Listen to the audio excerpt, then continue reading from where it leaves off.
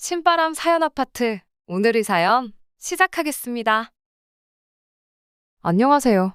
대리효도와 효도가 뭔지도 제대로 구분 못하는 남편과 결국 이혼을 하게 되었습니다. 저와 남편은 어릴 적에 한 동네에서 자란 사이였어요. 집안끼리 서로 알고 지내던 사이는 아니었지만 동네가 좁았다 보니 이야기는 몇 번 들어봤던 집이었죠. 게다가 시댁이 당시 동네에서 엄청 유명한 집이었거든요. 다만 좋은 쪽으로 유명한 건 아니었어요. 한동안 동네 사람들 입에 오르내리게 만든 사건이 하나 있었는데 그게 지금은 연락도 되지 않는 남편의 친아버지가 당시 다른 사람과 눈이 맞아서 야반도주를 해버린 사건이었죠. 그냥 바람나서 집 나간 거면 며칠 구설수에 오르내리다 말았을 일인데 문제는 눈이 맞았다는 그 상대방이 다른 사람도 아니고 저희 시어머니의 오촌이모 되는 분이라는 게 문제였죠. 학렬상 시어머니한테 이모이긴 하지만 나이 차이가 5살인가 밖에 나지 않았다고 해요. 동네가 좁았을 뿐 집성촌도 아니었고 그냥 우연찮게 한 동네 살았다 뿐이지.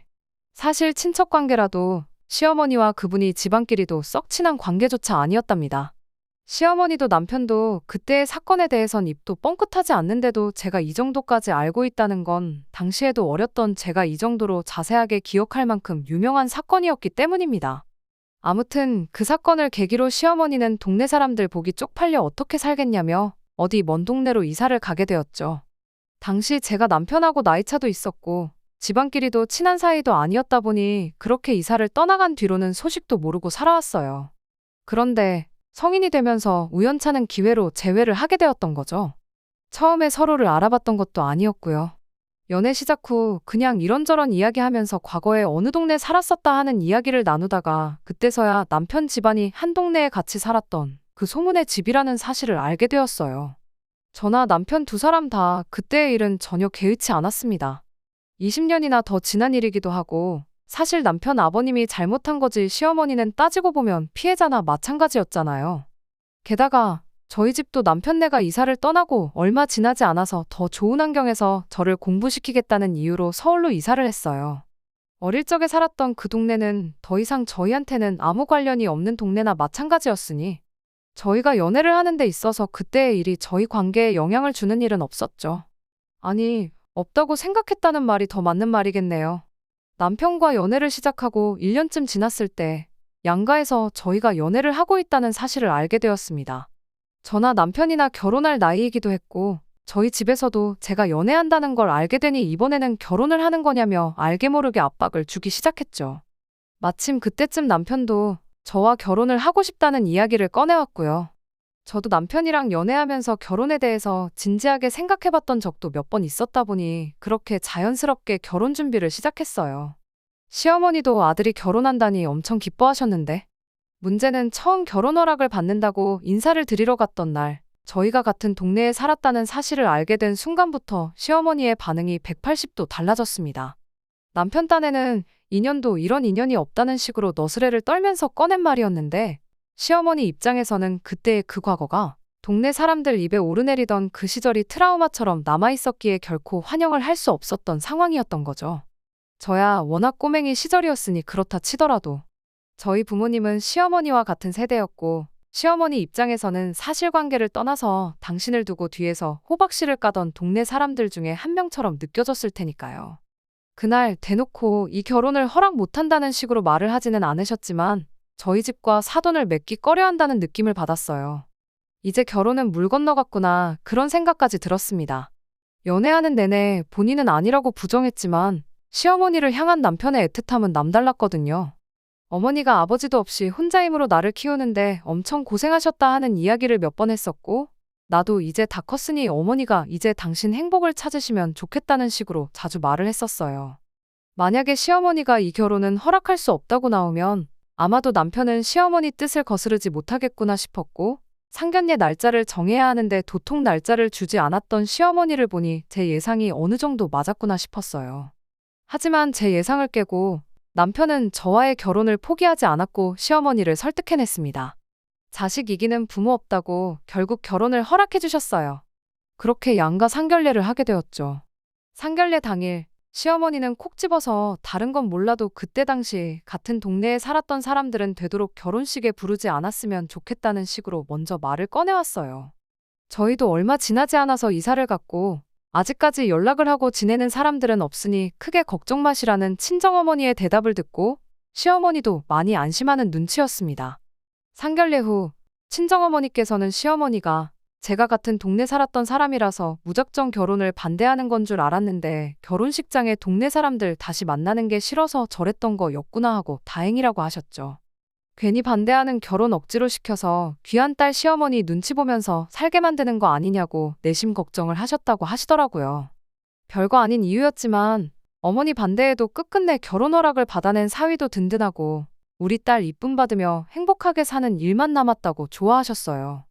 그렇게 남편과 결혼을 하게 되었습니다. 친정어머니 말처럼 저도 똑같이 순탄한 결혼 생활을 하게 될 줄 알고 있었어요.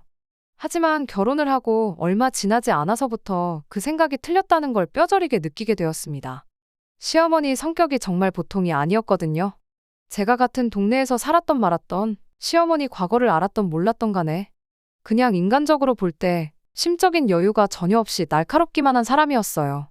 오죽하면 남편 아버님이 얼마나 시달렸으면 야반도주까지 하게 되었을지 이해가 된다 싶을 정도였습니다. 운 나쁘게도 마침 눈 맞은 상대방이 시어머니의 오촌이 모였을 뿐 그 누구였어도 다른 사람 찾아서 새살림 차릴만도 하다 싶을 정도로 사람을 숨도 못 쉴 정도로 압박하는 그런 능력이 있는 분이셨죠. 어머님과 저 사이에서 중간 역할 하나만큼은 제대로 해줄 거라고 믿었던 남편마저 결혼하고 나니 곧바로 태도를 달리했죠. 시어머니와 저 사이에 무슨 일이 생기거든 무조건 아랫사람인 며느리가 숙이고 들어가는 게 맞다는 식으로 문제를 직면하지 않고 피하려고만 해왔어요. 제가 뭐 대단한 걸 바란 것도 아니었습니다. 자기 어머니 끔찍하게 생각해주는 효자 아들이었다 보니 신혼집도 시댁에서 가까운 곳으로 구했었어요. 그 덕에 일주일에 최소 3번은 시댁에 다녀와야 했고 남편 편하게 들어누워 쉬는 동안에도 저는 시어머니를 대신해 시댁 집안일을 대신 해야 했습니다. 시대가 요즘 같지 않았던 제가 며느리돌이를 하는 게 당연하게 여겨지던 때였다 보니 시댁에 자주 들락거리며 집안일을 해야 했던 것에 불만을 가졌던 건 아닙니다. 다만 시어머니는 제가 좋은 마음으로 도와드려도 단 한 번을 제가 해놓은 결과물을 만족해하는 법이 없으셨죠. 콩으로 메주를 쓴다고 해도 일단 며느리 손길이 닿기만 하면 콩이 아니라 파트로 하는 거라고 잔소리를 늘어놓는 시기였습니다. 시어머니한테서 인정을 받고 싶던 것도 아니었고 칭찬 한마디 안 해주는 게 서운했던 게 아니었죠. 단지 남편이 시어머니가 저렇게 말도 안 되는 걸로 저한테 생트집을 잡고 저를 못 살게 굴 때 그때 한 번만 제 편에 서서 어머님께 한마디만 해줬었으면 싶었어요. 정말 별것도 아니었는데 남편은 제가 그런 말을 할 때면 다른 며느리들도 다 하는 건데 뭐가 그렇게 유난이냐. 우리 어머니 같은 시어머니도 따로 없다고 직장 동료 누구 이야기를 하면서 시어머니 모시고 살면서 고된 시집살이를 참는 사람들도 있는데 너 정도면 운 좋은 줄 알라는 식으로 제게 참고 살기를 강요했습니다. 참고 넘어가서 끝날 일이었으면 참았겠죠. 처음에는 저도 참아도 보고 한 귀로 듣고 한 귀로 흘려보려고 해보고 제가 할 수 있는 방법을 총동원했었어요. 하지만 그렇게 하면 할수록 시어머니는 제가 꼬리를 내렸다고 생각하셨던 건지 저에게 더 모질게 굴기 시작했죠. 지성이면 감천이라고 언젠간 제 진심을 알아주지 않겠나 생각하며 최선을 다했지만 그런 마음가짐도 점점 옅어지기 시작했어요. 한때는 그냥 확 이혼을 해버릴까 하는 생각을 가졌던 적도 있었죠. 요즘이야 또 이혼한 게 흠이 아니라고 하지만 그 당시는 사회적 분위기가 전혀 그렇지 않았거든요. 그땐 이미 아이들이 태어난 뒤였다 보니 이혼녀 딱지 달고 애 키우며 받을 주변의 시선도 또 아이들이 견뎌내야 할 주변의 손가락질도 걱정이 돼서 그렇게 할 수가 없었습니다. 그렇게 하루하루가 지나가다 보니 언젠가부턴 상처에 딱지가 생겨 굳은 살이 생기는 것처럼 시어머니 잔소리가 당연하게 느껴져서 상처가 되지도 않았어요. 오히려 저한테 잘해주면 그게 더 걱정스러울 정도였죠. 그렇게 되고 나서부터는 시어머니가 무슨 말을 해도 덤덤하게 받아들일 수 있었고 그리고 아이들이 어느 정도 자라고 나서는 일부러 직장을 구해서 맞벌이 생활을 시작했습니다. 일 핑계로 매일같이 들락날락해야 했던 시댁에도 발길을 최대한 끊기 시작했고요. 불행이라고 해야 할지 다행이라고 해야 할지 당시 남편이 회사에서 간당간당하던 시기라 제가 일하는 걸 막을 수 있는 사람은 아무도 없었습니다. 맞벌이를 시작하면서 저도 바쁜 삶을 살아야 했다 보니 시댁에 관련된 일에 관해선 전부 남편 보고 알아서 하라고 했어요. 남편에게서 경제적으로 독립을 했다. 뭐 그런 거창한 이유 같은 건 하나도 필요 없이 딱 하나 시어머니 때문에 받아야 할 스트레스가 사라지게 된 게 제일 좋았습니다. 다만 맞벌이하면서 경제적으로 조금 숨통이 트이게 되니 남편이 시어머니한테 물심양면적으로 퍼주는 건 열받는 일이긴 했네요. 그래도 이제 나도 버니까 그냥 그 얼마 안 되는 벌이로 내면의 평화를 샀다고 생각하자 하고 말기로 했습니다. 그렇게 지금까지 여태껏 잘 살아왔어요. 매주 몇 번씩 시댁 가서 시달리고 잔소리 듣고 하는 일이 없으니 시어머니와 관계도 그럭저럭 나쁘지 않았죠.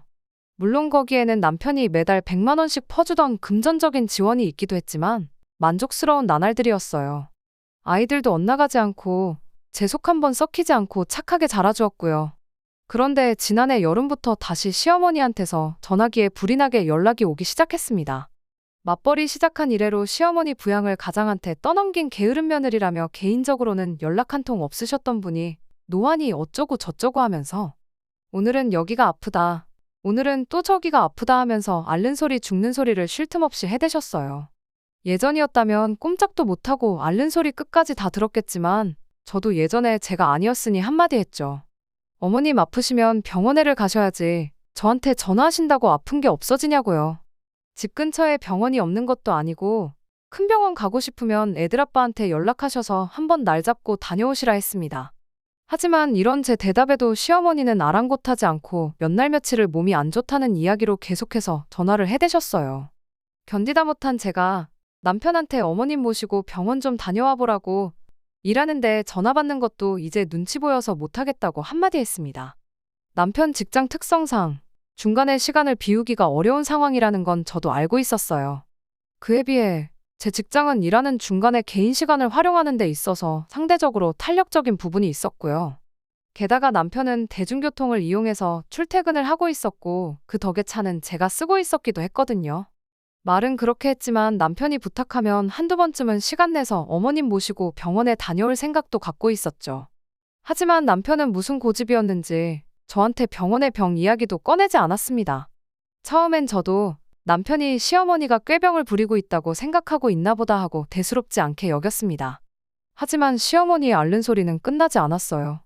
오히려 하루에도 두세 번씩 전화가 오는 등 더 심해지기 시작했습니다. 남편이 부탁해오길 기다리다간 제가 제명에 못 살 것 같아서 결국 제가 포기하고 시어머니한테 병원 예약해 놓을 테니 저랑 한번 다녀오시자 말을 꺼냈습니다. 그런 제 제안에 시어머니는 너는 눈치가 없는 거냐 아니면 알고도 모르는 척을 하는 거냐 하면서 한마디를 하더군요. 저도 마지못해 가자고 꺼낸 말이었고 본인이 안 가겠다는데 제가 억지로 끌고 갈 필요도 없어졌으니 오히려 잘 됐구나 싶었죠. 길게 설명할 것도 없이 그럼 병원에 가야 할 정도로 아프신 건 아닌 것 같으니 그렇게 알겠다고 말하고 그냥 전화를 끊어버렸어요. 성한 곳이 하나도 없이 여기저기 다 아프다 하시면서 병원은 안 가시겠다는데 제가 뭐 어떻게 해드릴 수 있는 게 없잖아요? 병원 모시고 가겠다는 말 정도면 충분히 제 할 도리는 다 했다 싶었고 그 뒤로 시어머니한테 걸려오는 전화는 전부 무시해버렸습니다. 이따금씩 전화 한 통 받아서 병원 가시고 싶으면 그때 전화하시라고 대답하기도 하고 바빠서 통화 못한다 그러고 다시 끊어버리는 식으로 시어머니와 전화통화를 최대한 피했어요.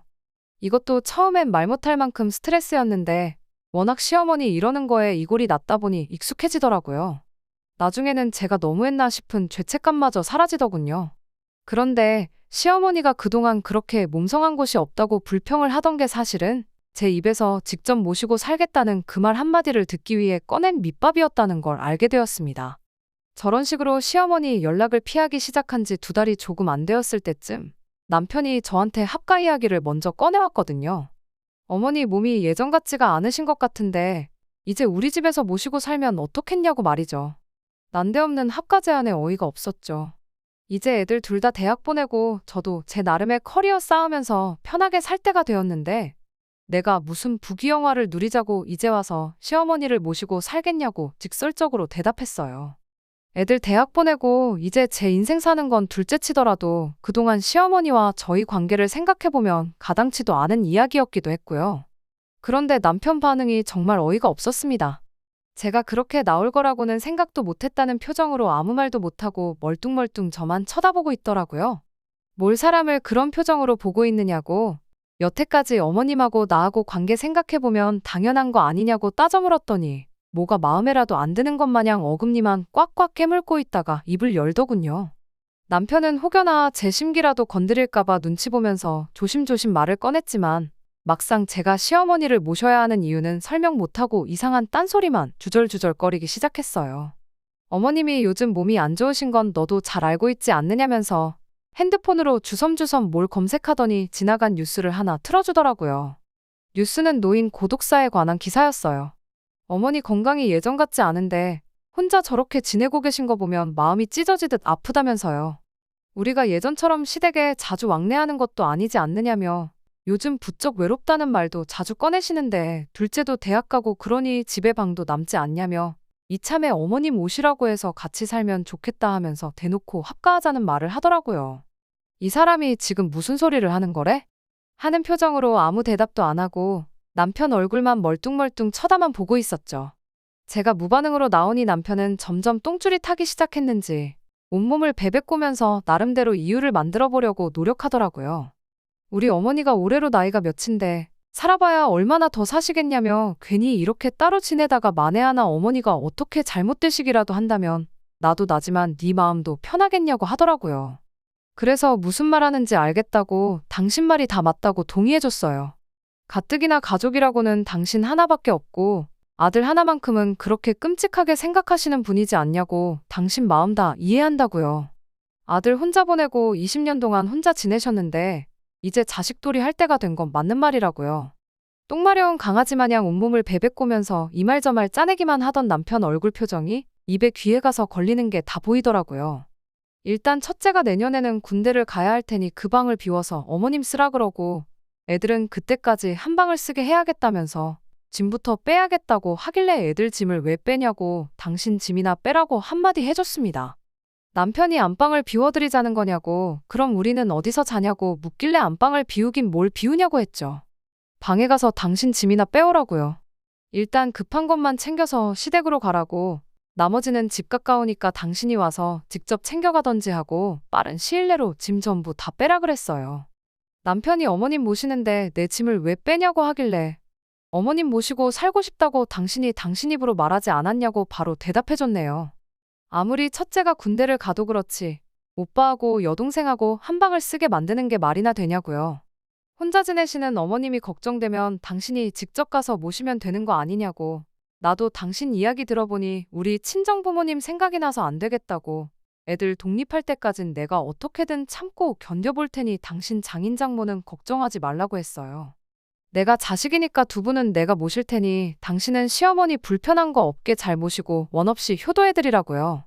남편은 자기가 하는 말을 제가 제대로 이해를 못한 것 같다며 모시고 산다는 게 내가 어머니 집에 들어가 산다는 게 아니고 어머니를 우리 집으로 모시는 거라고 설명을 하더라고요. 그래서 제가 남편한테 이 집이 당신 혼자 사는 집이냐고 우리 네 가족 다 같이 사는 우리 집인 거 모르냐고요. 그런 중요한 일을 혼자 결정하는 것도 어이가 없고 싫다는데도 꼭 모셔야겠다고 하는데 이 일로 가족들끼리 얼굴 붉히를 만드는 것보다 당신 혼자 어머님 댁에 들어가서 사는 게 훨씬 더 좋은 방법 아니겠냐고 한마디 해줬습니다. 남편이 제 말에 꼬투리를 잡더니 그럼 이 집이 네 혼자 집이냐고 애들 의견도 한번 들어보자고 하면서 언성을 높이더니 방에 있던 애들을 거실로 다 불러내는 겁니다. 안방에서 남편하고 이야기를 나누고 있긴 했지만 애들도 눈치가 있으니 무슨 이야기 하는지 대충은 알고 있었을 거예요. 거실에 모이자마자 하나같이 입을 모아서 할머니랑 같이 살고 싶지 않다고 딱 잘라서 말을 해주더군요. 어머님이 그래도 손주인 애들한테는 저한테 하는 거와는 다르게 참 잘해주시긴 했어요. 남편도 그걸 알고 그걸 믿고 애들한테도 의견을 물어보자고 했던 거였겠죠. 다수결로 저를 찍어 누를 수 있다고 믿었나 본데. 잘해주신 건 잘해주신 거고 애들도 커가면서 제가 시어머니한테 어떤 대우를 받으며 지냈는지 그리고 남편이 시댁에 가서 얼마나 아무것도 안 하고 저 혼자만 부려먹었는지 직접 두 눈으로 보고 커왔으니 시어머니를 이 집에 모셔서 함께 살게 된다면 집안 분위기가 말도 못하게 삭막해지겠다는 걸 누구보다 잘 알고 있었습니다. 그리고 뭐 아무리 첫째가 곧 군대를 간다고 해도 2년도 안 되는 짧은 기간인데 방 하나를 시어머니한테 비워주고 아무리 남매라고 해도 20살이 넘었는데 여태껏 따로 방 쓰다가 다 커서 방 하나를 같이 써야 한다는 사실도 엄청 싫었을 거예요. 남편이 할머니 모시고 사는데 불만이 있냐 없냐를 묻기도 전에 딱 잘라서 대답을 해주는데 제 속이 다 후련하더라고요. 남편이 할머니가 니들한테 그동안 얼마나 잘해줬는데 니들이 그럴 수가 있냐며 배은망덕하다고 입에 개거품을 무는데 딸아이가 남편한테 한마디 하더군요. 할머니가 자기들한테 잘해주셨던 만큼 엄마인 저에게도 똑같이 잘해주셨으면 반대 안 했을 거라더라고요. 할머니랑 같이 산다고 해서 아빠가 이 집에서 달라질 건 없지만 엄마는 아니지 않냐고요. 매일 엄마가 할머니한테 시달리면서 살게 뻔한데 그걸 알고도 모시고 살자고 하면 그거야말로 엄마한테 배은망덕한 자식이 되는 거 아니겠냐는데 20살 딸아이 말 한마디에 아무 반박도 못하고 아무 말도 못하는 남편을 보니 정말 그 맛이 깨소금 맛이었네요. 남편한테 애들 생각도 나랑 똑같은 것 같은데 더 이야기할 게 있냐고. 짐 챙기는 거 도와줄 테니까 베란다 가서 가방이나 꺼내오라고 했네요. 세상 다 잃은 표정으로 멍하니 있더니 가방 꺼내오라는 말에 혼자 급발진을 해서는 악담을 쏟아내기 시작하더군요. 너는 안 늙는 줄 아냐. 애들이 뭐를 보고 배우겠냐고. 나중에 너도 똑같이 보살핌이 필요할 때 오늘 일을 후회하게 될 거다 하면서요. 당신 여태 누구랑 대화하고 있었냐고. 어디 혼자서 딴 데 다녀왔냐고 바로 받아쳐줬죠. 당신은 당신 소원대로 시어머니 모시고 나는 친정부모님 모시겠다고 하지 않았냐. 당신이 원하는 대로 자식이 부모 책임지는 모습을 보여줬는데 혼자 딴소리를 하고 있냐고요. 애들 앞에서 이 문제로 나도 더 투닥거리기 싫으니 얼른 가서 짐이나 싸라고 했습니다. 짐 싸는 거라도 도와주려고 했는데 이제 도와줄 마음도 싹 사라졌으니 혼자 하라 그러고 저 혼자 밖으로 나왔습니다. 애들이 같이 가자고 따라 나오려고 했는데 그래도 애들 아빠인데 너무 비참해지지 않을까 싶어서 따라 나오지 말라고 했죠. 저 혼자 밖에 나가서 바람 좀 쐬면서 이런저런 생각을 많이 했어요. 남편이 조금 불쌍하다 싶기도 했지만 또 제가 참고 넘어가 봤자 같은 일로 골머리 썩을 게 뻔한데 그냥 더는 생각하지 않기로 했죠. 그러던 중에 애들한테 전화가 왔어요. 집에 빨리 좀 와야겠다고요. 저 나가자마자 남편도 곧바로 밖에 나갔는데 집에 할머니를 모셔왔다네요. 부랴부랴 집에 들어가 보니 시어머니가 현관문에서부터 저를 아주 잡아먹을 듯이 노려보고 있더군요. 어쩐 일로 오셨냐 물으니 어디 감히 마누라가 남편을 내쫓을 수가 있냐며 다짜고짜 제 머리채를 낚아채더군요.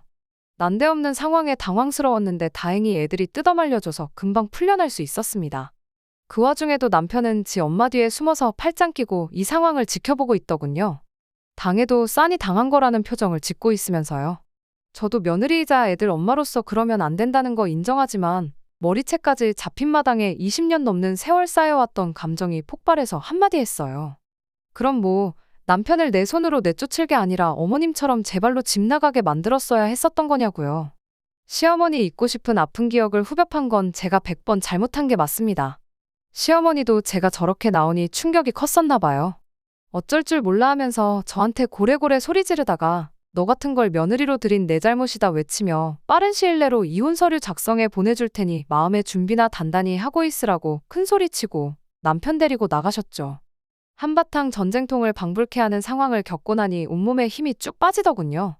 애들이 제 편을 들어주면서 괜찮다고 하긴 했지만 여태껏 참고 견뎌온 결혼 생활의 종지부를 이렇게 찍게 되는구나 싶어서 망연자실했습니다.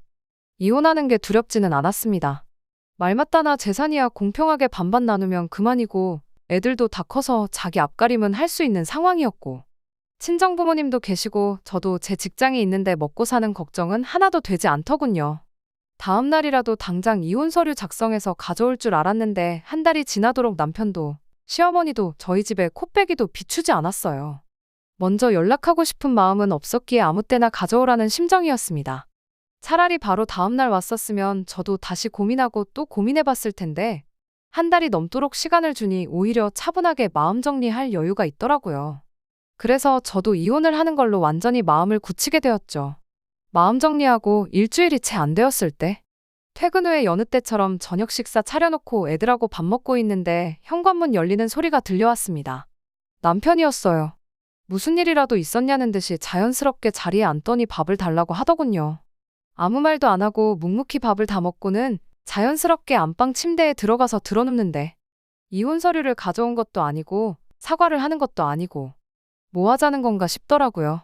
남편한테는 말도 꺼내기 싫어서 시어머니한테 전화해 어머님 아들이 왜 우리 집에 와 있는지 모르겠다고 오셔서 데려가시든지 하셔라. 제 할 말만 전하고 전화 끊어버렸습니다. 1분도 안 걸려서 시어머니한테 다시 전화가 왔어요. 저한테 미안하다고 하시더니 이제 할 만큼 하지 않았냐고 하면서 남편과 화해를 하랍니다. 이혼시킨다고 하시더니 왜 이제 와서 말을 바꾸시냐고?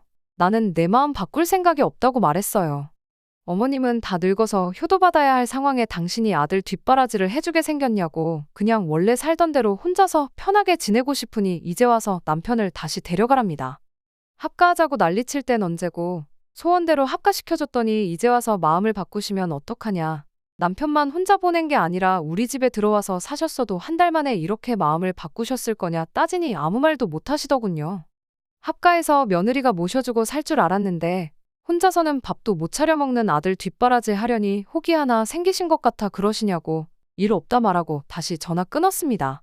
그 와중에 아무 일도 없었던 것처럼 방에 들어가 있던 남편이 제가 통화하는 내용을 들었는지 갑자기 뛰쳐나와선 너는 시어머니한테 말버릇이 그게 뭐냐고 저한테 화를 내더라고요. 싹싹 빌어도 모자랄 판에 정신 못 차리고 저러는 걸 보니 역시 괜히 마음 약해져서 남편을 다시 받아주지 않기를 잘했다 싶었죠. 그날 어머님이 내 머리채 잡고 폭언을 했던 것 말고도 여러 가지 증거도 가지고 있으니 좋은 변호사부터 알아보라고 했어요. 처음 말했던 대로 이혼 서류 작성해서 가져오면 소송까지는 가지 않겠다고 단호하게 말했죠. 남편은 씩씩거리더니 다시 집을 나갔어요. 그리고 며칠 뒤에 말했던 대로 이혼 서류를 가져왔고 얼마 전에 결국 남편과 이혼 서류 접수하고 길고 긴 결혼 생활의 종지부를 찍기로 했습니다. 남편이 이혼하고 시댁으로 갔는지 어머님한테 애물단지 취급받다가 시댁에서도 쫓겨났을지는 궁금하지도 않아요. 다만 이혼 서류 접수하려고 만났던 그날 몰골이 아주 말이 아니더군요. 조강지처 말이라도 잘 들었으면 적어도 저렇게 어디 가서 애물단지 취급은 받지 않았을 텐데 싶었어요. 그간 살아온 정이 있으니 저 사람이 어디 가서 밥은 제대로 얻어먹고 다닐지 걱정이 되긴 했는데 마음 굳혔으니 더 이상 신경 쓰지 않으려고 합니다. 저는 충분한 기회를 줬었고 남편은 그걸 제 발로 차고 나갔으니 그 값은 자기가 치러야겠죠. 우리 아들도 군대 다녀와서 몇 년 뒤면 결혼을 하겠다고 하겠죠. 저도 누군가에게는 시어머니가 될 사람입니다만 적어도 제 시어머니 같은 사람만은 되지 말아야겠어요. 이렇게 모든 게 다 끝나고 나니 적어도 제 마음 하나만큼은 홀가분하네요. 끝까지 들어주셔서 감사합니다. 오늘의 사연은 여기까지입니다. 구독과 좋아요, 알람 설정 부탁드리고 더 좋은 사연으로 다시 찾아뵙겠습니다. 감사합니다.